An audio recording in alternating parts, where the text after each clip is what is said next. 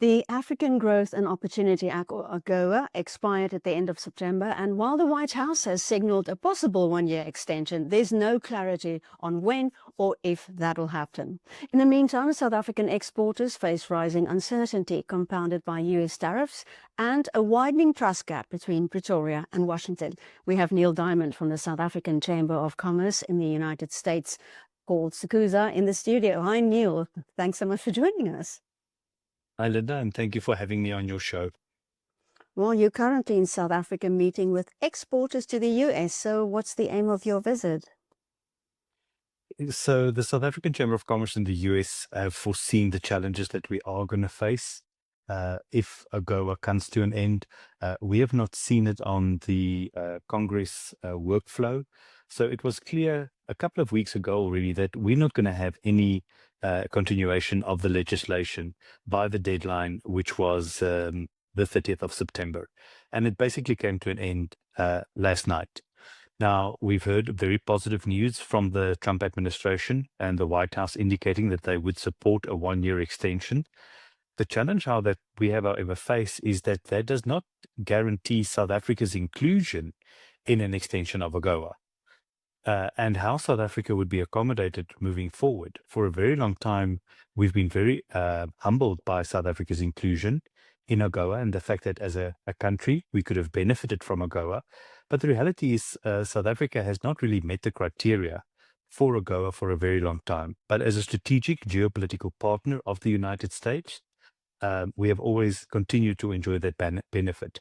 With a change in the relationship and the current friction between Pretoria and Washington, D.C., we are definitely seeing some signals on the horizon that are not looking good for us. We also need to look at this in a broader perspective, Linda, and that is that we have seen legislation on Capitol Hill being introduced for a revision of the relationship between South Africa and the United States. And even though that has not come to the Congress floor, what is very unusual is that it is a bipartisan supported bill, both in the House of Representatives, but also in the Senate. And we've got a very influential senator from Louisiana that is the sponsor of that bill on the Senate floor. So the Foreign Relations Committee of Congress have already passed, paving the first step for these bills to go through the Senate and through Congress. And it passed on a bipartisan basis with a clear majority. So when we look at where we are standing with the Pretoria DC relations and legislation already in process, I'm very concerned about how that's going to impact us. Now, let's put this into some perspective. Under AGOA, there was roughly about 9 billion exports out of sub-Sahara Africa to the United States. And South Africa has by far been the largest beneficiary of that, mainly on automotive components, agro-processed goods, textiles, and consumer goods, some minerals and other items as well. But South Africa's exclusion from AGOA, or the current environment in which AGOA has not been renewed, is going to place a new tariff regime on us. We've already got a 30% tariff from the United States, making our products a lot less competitive. If I look at one specific agro-processed product, which is South African wine, very sought after in the United States, but at a 30% higher price point, it's not as competitive as it was before. Many things you enjoy in life, you enjoy because there's a value proposition to it. If it's 30% more expensive, you maybe not going to enjoy it as much as when it was 30% cheaper. So I'm specifically in South Africa with a delegation of SACCUSA to meet with exporters that export goods to the United States. And here we are speaking about manufacturers, producers, growers that we know are going to be adversely affected. We'd like to ensure that we place contingency plans in place, that we look at some alternative market strategies, and how can we navigate the increasing price to the US consumer? Because ultimately the US consumer foots the bill for this.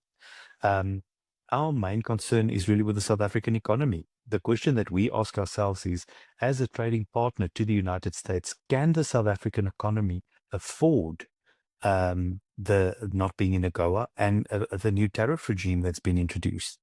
And the answer is very clear. It's no.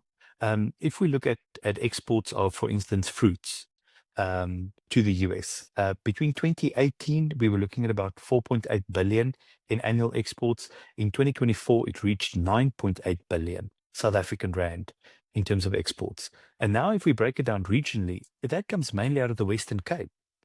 The reality is there isn't another market. Europe or the Far East can't just accept an additional 9.8 billion worths of fruit. They just don't have the market for that. So the reality is we need to get the relationship back on track with the United States, because that's where our products go. I think the Citrus Growers Association indicated that they could lose as much as 30,000 jobs, both seasonal and permanent jobs, if this matter is not addressed. As you know, the Minister of Trade and Industry, Park Stow, was out in the United States last week and had some great meetings with Jamie Greer, the US Special Representative for Trade, but they didn't leave with a trade deal. And I think that is the core challenge that we have here. The US have been clear in terms of what are their requests from the South African government.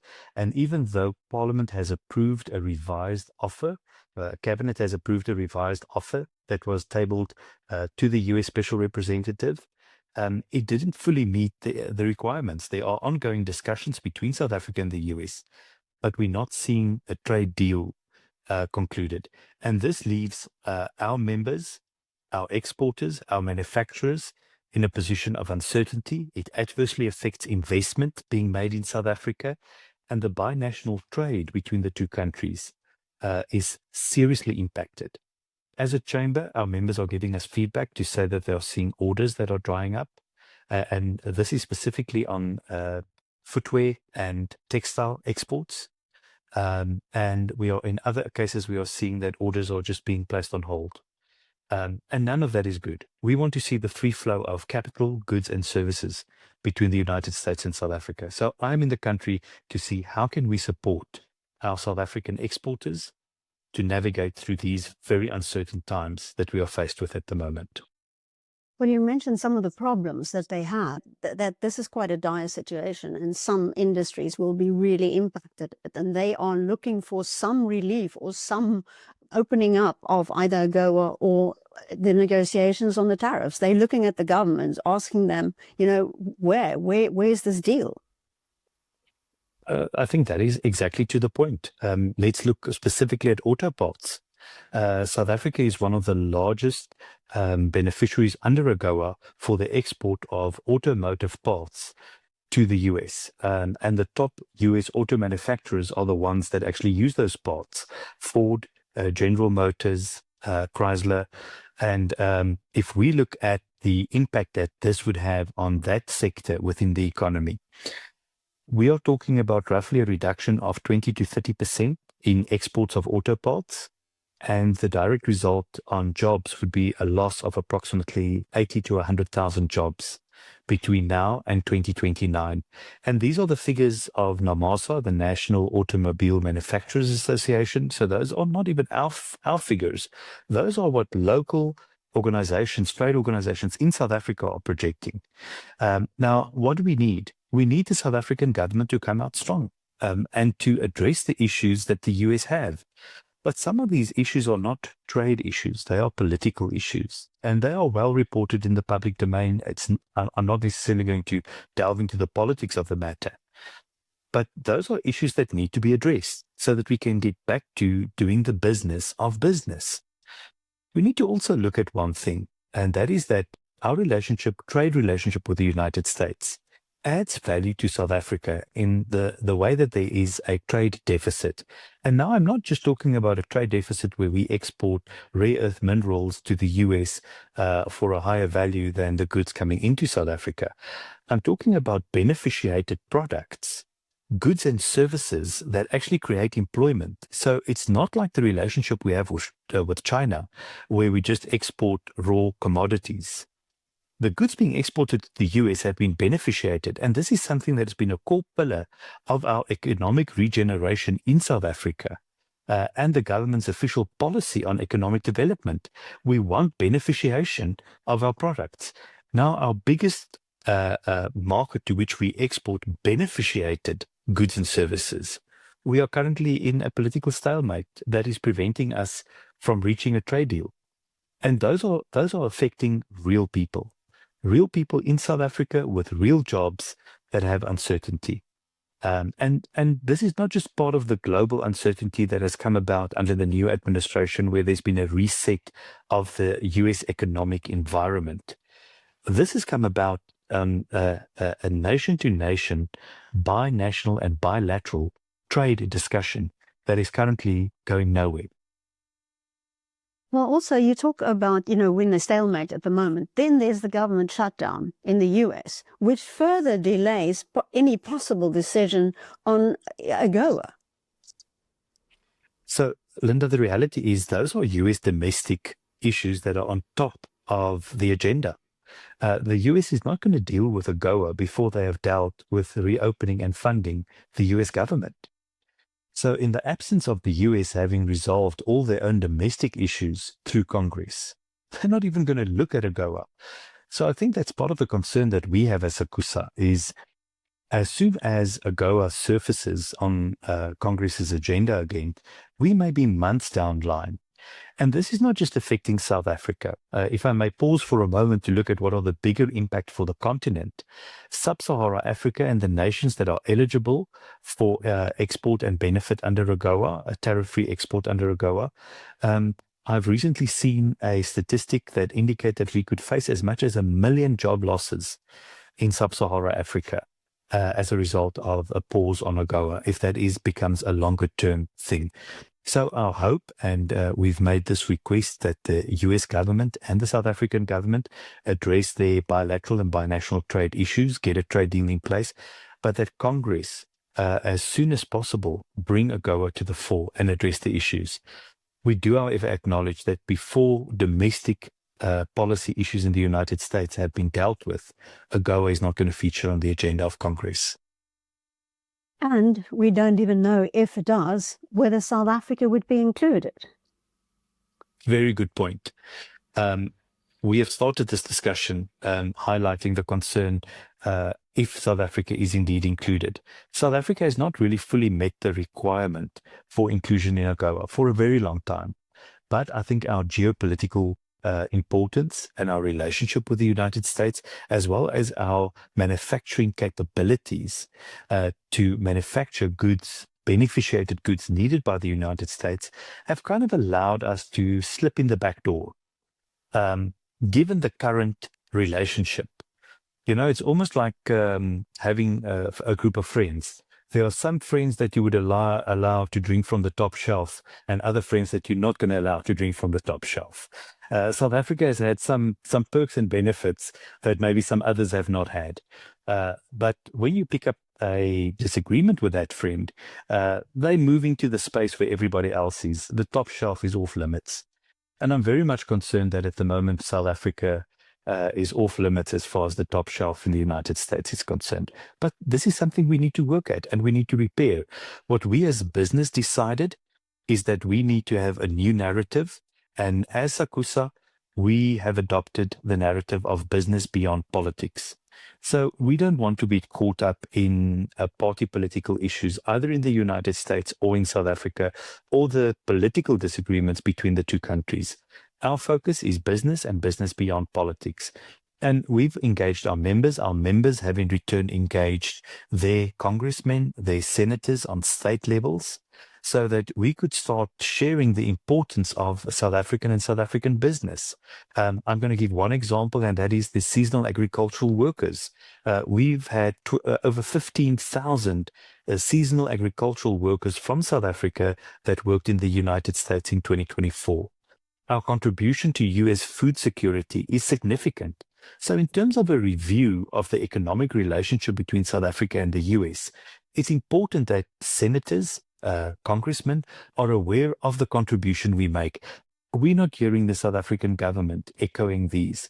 In actual fact, the South African government is not even bringing South African business in the United States to the table.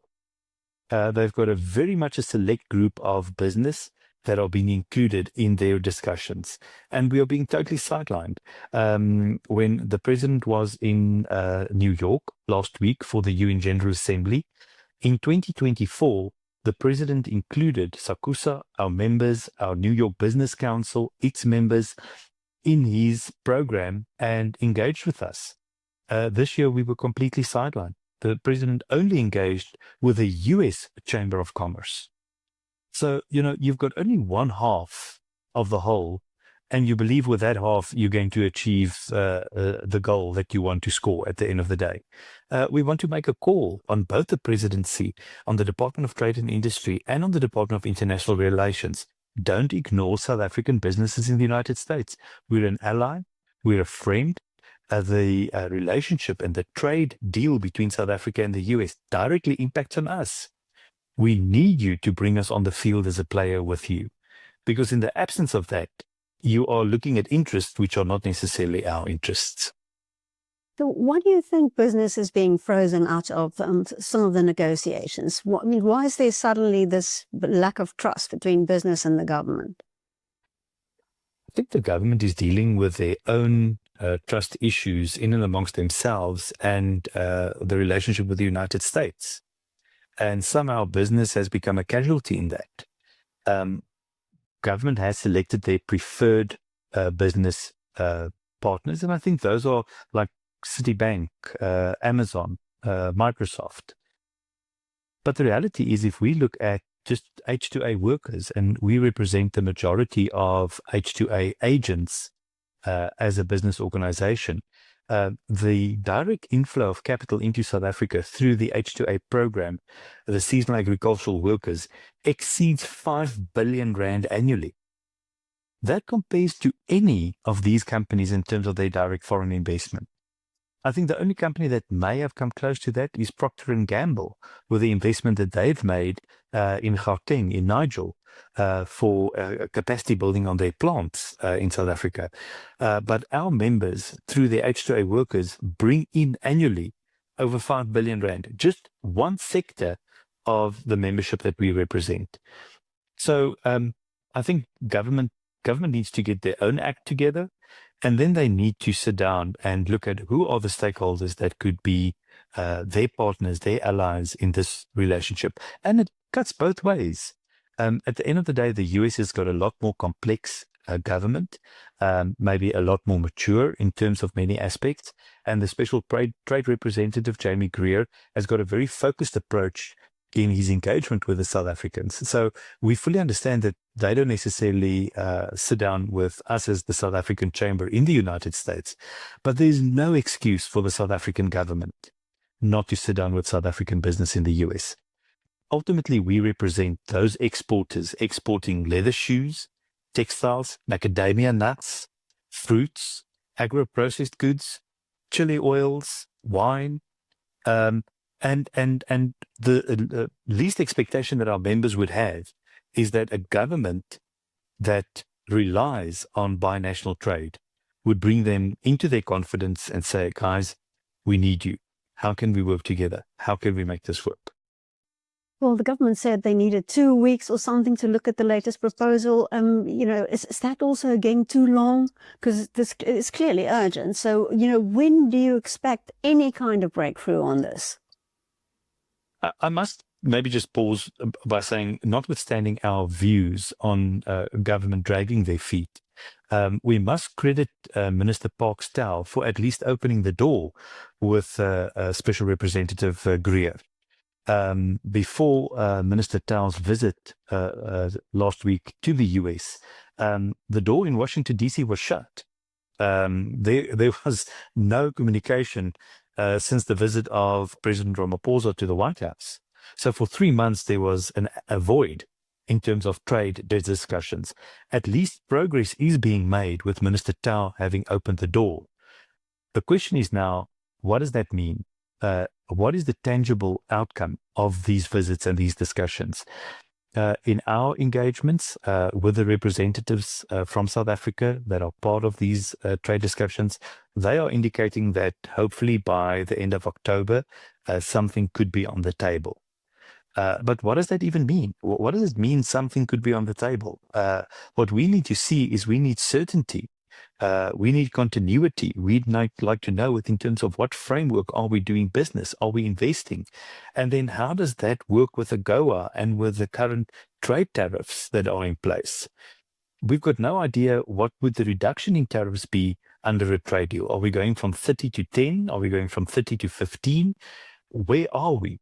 And we haven't been asked for any input from our side. So we haven't been able to provide information to say, hey, the sectors where we are hurting most are, for instance, soft fruits from the Western Cape, where the 30% is an absolute killer, in opposed to maybe agro-processed goods where we've got preserves or Nando sauce or Mrs. Ball's chutney that could maybe absorb a 10 or a 15% tariff very easily and still remain competitive.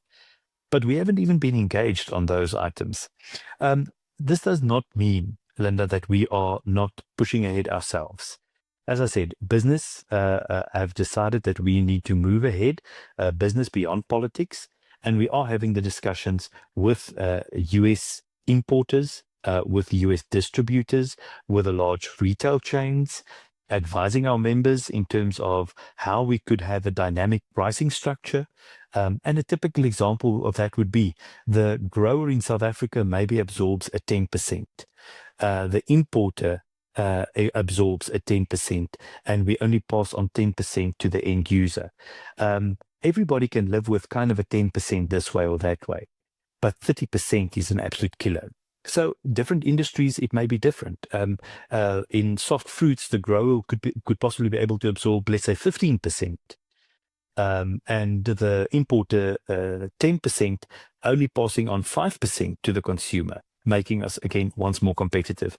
And I think that type of data and information is what we are providing our members so that they can see how they can have contingencies in place to ensure business continuity. Because ultimately, economic diplomacy is what has carried the South Africa-US relationship. There hasn't been a political relationship between Washington, D.C. and Pretoria. That's been non-existent since the new administration came into place. The economic diplomacy has been the one that has carried this relationship. And for the next 4 years, I believe that economic diplomacy would be more than likely the key driver between US-South Africa relations. Well, let's hope there's some breakthrough. We pray for that every single day, but we are still here. We are still in support, either from the US side or the South African side, to come on board and to give the support where it is needed. Yes, we do not necessarily represent the listed entities on the New York Stock Exchange, but our membership, the small and medium-sized importers, distributors, manufacturers on both sides of the Atlantic, contribute significantly to the trade between the two countries. And we support far more jobs than the large listed entities do in South Africa. Neil Diamond, thank you so much. Thank you very much.